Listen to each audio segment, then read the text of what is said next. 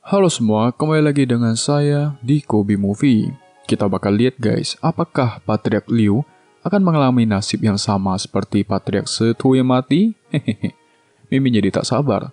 Oke, kalau gitu langsung saja kita masuk ke part 4 Ni Tian Zecun against the Sky Supreme melawan langit tertinggi. Selamat menonton. Sebelumnya, keluarga Liu dan Setu yang menyerbu ke keluarga Tan. Tan Yun pun muncul dan bertarung dengan Qian Nan. Namun Qian Nan dengan mudah dikalahkan bahkan dibantai. Ayahnya yaitu Patriark Setu juga dibunuh oleh Patriark Tan. Dan tersisa Patriark Liu. Pertarungan pun terjadi. Awalnya Tan Yun kalah. Tapi dia pun mulai mengeluarkan kekuatan aslinya. Dia pun bersiap dan menggunakan teknik pembakaran jiwa. Kecepatannya meningkat drastis. Patriark Liu bahkan kebingungan. Pedangnya pun terhempas. Patriark Liu berusaha kabur dari sana. Tentu tidak dibiarkan oleh Tan Yun. Ruyan pun tertusuk pedangnya Tan Yun dan mati. Sedangkan Patriark Liu yang berusaha kabur dikejar oleh Tan Yun. Dia pun akhirnya tertangkap. Dia memohon selama melepaskannya, dia akan berjanji memberikan apa saja. Tan Yun hanya ingin hidupnya, dan dia pun dipukul terus-menerus. Tapi tiba-tiba Tan Yun sakit kepala. Orang-orang di sana yang melihatnya tidak percaya Tan Yun yang berhasil mengalahkan Patriark Liu. Dia kembali memohon agar tidak dibunuh. Putranya sekarang adalah murid dari Sekte Suci Huangfu. Kalau membunuh dirinya, putranya akan menghancurkan keluarga Tan saat dirinya kembali, membalaskan dendam untuknya. Tapi bagi Tan Yun tetap harus membunuhnya. Patriark Liu kembali memohon dan tidak akan mengganggu keluarga Tan lagi. Dia bahkan ingin bersumpah. Ibunya pun menyuruh untuk tidak membunuhnya karena dirinya yang ingin bersumpah. Apalagi putranya sudah menjadi murid Sekte Suci Huangfu, kita tidak bisa menyinggungnya. Patriark Liu pun berterima kasih dan bersumpah. Tapi Tan Yun tidak peduli mau anaknya yang adalah murid Sekte Suci Huangfu. Patriark Liu harus tetap mati dan dia pun ditusuk. Sekarang keluarga Tan akan dalam bahaya. Ketika putranya kembali, pasti akan balas dendam. Tan Yun pun mengatakan agar tidak perlu khawatir. Selama ada dirinya, Liu Rulong yaitu putra dari Patriark Liu tak akan bisa menyentuh keluarga Tan-nya. Para pengawal membawa kedua anak buah Patriark Liu yang tersisa. Mereka pun memohon untuk tidak dibunuh dan dilepaskan. Tan Yun pun melepaskan mereka. Tapi di masa depan, kalau masih berani menyinggung keluarga Tan, maka tamatlah riwayat mereka. Mereka pun berterima kasih. Tan Yun pun menyuruh para pengawalnya pergi ke mansion Liu dan Setu untuk mengambil semua properti yang ada di sana dan juga mengubah toko mereka menjadi milik keluarga Tan. Ibunya meminta Tan Yun agar cepat pulang supaya bisa disembuhkan oleh Master Pai.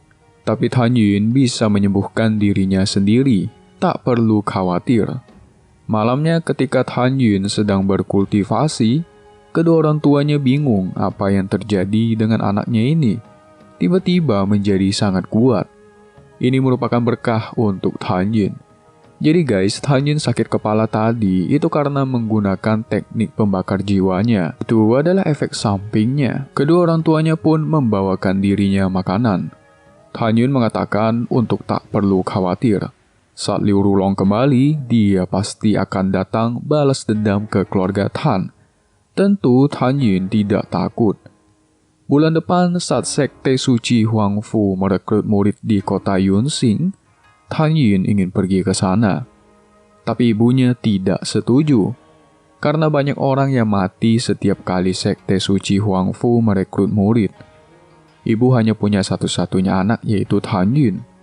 Tan Yun sudah dewasa, tak perlu khawatir.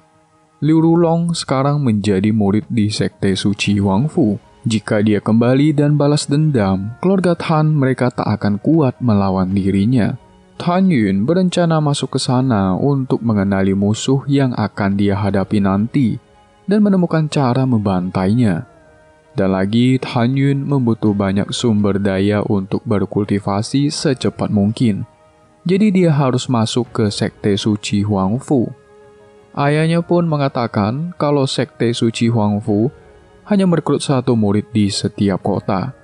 Sedangkan kota Yunxing ada banyak kota, pastinya bakalan banyak jenius dari kota-kota lain yang akan merebut kesempatan itu dan bertarung sampai mati. Tapi ayahnya mengerti akan Han Yun. Kalau dia memang ingin pergi, maka pikirkanlah baik-baik. Han Yun tentu langsung berpikir untuk mengikuti seleksi itu. Dan hari pun tiba. Kedua orang tuanya sudah menyiapkan singa roh darah bersayap yang akan membawanya pergi ke sana. Dan juga ada 10.000 batu roh kelas menengah yang bisa digunakan saat masuk ke dalam sekte. Ayahnya memberikannya pedang kelas tinggi miliknya. Dan Han Yun pun bersujud berjanji membawa kabar baik setelah pulang, dan akhirnya dia pun pergi dari sana. Singkat cerita, Han Yun berhasil menerobos di tengah perjalanannya. Sekarang dia berada di tingkat 7 ranah janin roh. Kekuatan jiwanya sebanding dengan tingkat 9, dan akhirnya dia sampai ke kota Yunxing. Orang-orang kaget melihat Han Yun.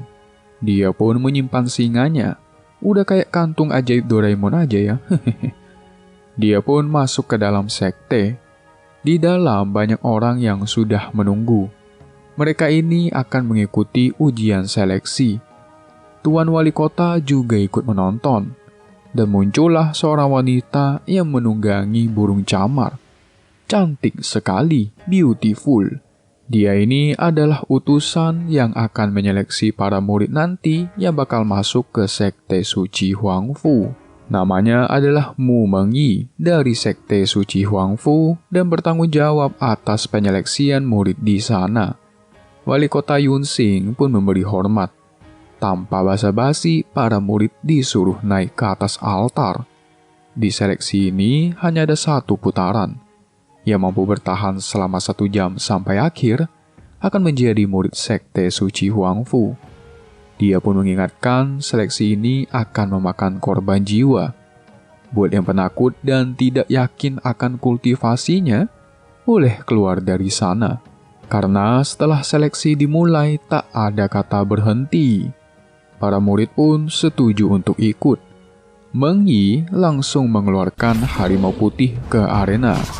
Banyak murid yang ketakutan.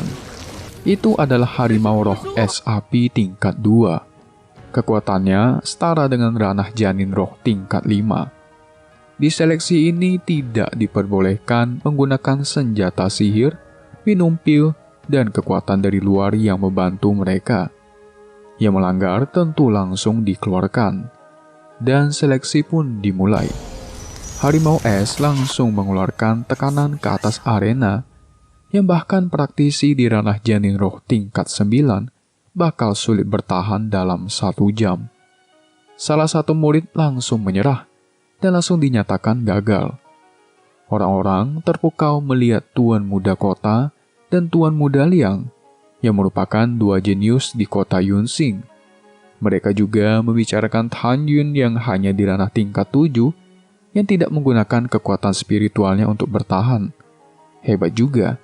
Tapi tetap saja tidak bisa dibandingkan dengan kedua jenius dari kota Yunxing. Mereka santai saja sedangkan Han Yun sudah bercucuran keringat. Han Yun ini tak akan bisa bertahan lama, kata mereka. Penilaian tinggal sebentar lagi, jadi lebih baik bertahan sebentar lagi daripada harus gagal. Tapi tetap saja banyak yang menyerah dari sana. Masih adakah? Sekarang akan dimulai ke tingkat yang lebih sulit. Mereka ini harus bertahan dari kekuatan pembeku dari sang harimau roh es api ini. Kita ingat Han Yun memiliki api ganda, yaitu api dan es Hongmeng di dalam tubuhnya. Sehingga Han Yun ini adalah musuh untuk semua jenis es. Makanya tidak heran dia malah senang terkena serangan ini. Mengyi bingung Han Yun yang hanya di ranah janin roh tingkat 7 masih belum tumbang juga. Dan selesai untuk part 4 di Tian Zhezhong. Makin seru nih guys. Biasanya kalau dia udah masuk ke dalam sekte, bakal banyak pertarungan dan persaingan. Jadi nggak sabar nih Mimin. Oh ya, buat kalian yang suka nanya kok durasinya pendek, ya Mimin bakal kasih tahu kalian lagi. Padahal di part 15 Wanche Tuchun di akhir video kemarin Mimin udah kasih tahu. Ya Mimin bakal kasih tahu lagi deh buat kalian para subscriber tercinta. Donghua ini per episodenya hanya sekitar 7 menitan. Ini Mimin gabung dari 2 episode, yaitu episode 7 dan 8. Dijadikan satu part menjadi part 4. Kalau satu episodenya 7 menit, otomatis satu episode sekitar 14 menitan. Dan Mimin suka membuatnya sekitar 11-13 menitan. Kan di sini Mimin ceritain alur, gak mungkin dong semua yang di film harus diceritakan. Itu mah bukan rekap alur lagi namanya. Sekalian aja nonton film aslinya. Ya enggak? Jadi lebih tepatnya ini lebih ngerangkum. Selain itu, Mimin uploadnya seminggu 6 kali. Jadi ada 6 video. Hampir tiap hari loh Mimin upload. Kalau udah kayak gitu, Mimin mana bisa bikin durasi panjang-panjang guys. Kalau seminggunya 6 video. Ya kalau mau durasi panjang, paling Mimin uploadnya 3 video 1 minggu. Tapi kan masalahnya kalau kayak gitu, orang lain bakal ngerekap duluan. Orang yang bikin 2 episode di satu part. Nah nanti Mimin diprotes lagi. Channel sebelah udah up duluan Min. Mimin telat. Channel Kobi Movie selalu telat. Nah kan nanti jadi gitu orang-orang komen. Bingung juga sih. Ya intinya tolong dimengerti lah. Apalagi Mimin kerja sendiri. Jadi nggak bisa terlalu panjang durasinya. Dan juga Donghuanya emang dari sananya udah pendek. Nggak kayak anime. Jadi ya Mimin juga seberusaha mungkin buat ngepanjangin durasi, cuman ya nggak segampang itu juga. Ya gitulah. Tolong dimengerti aja ya. Oke kalau gitu selesai dulu untuk part 4 NTZZ Nitian Zejun Against the Sky Supreme. Melawan langit tertinggi, dan kita akan ketemu lagi untuk Donghua yang satu ini, yaitu di part 5-nya. Kapan ya? Tunggu satu episode terbarunya lagi rilis ya guys. So, harusnya sih minggu depan atau enggak minggu ini di akhir minggu. Oke kalau gitu ketemu lagi di video selanjutnya. Kalian tetap jaga kesehatan and see you.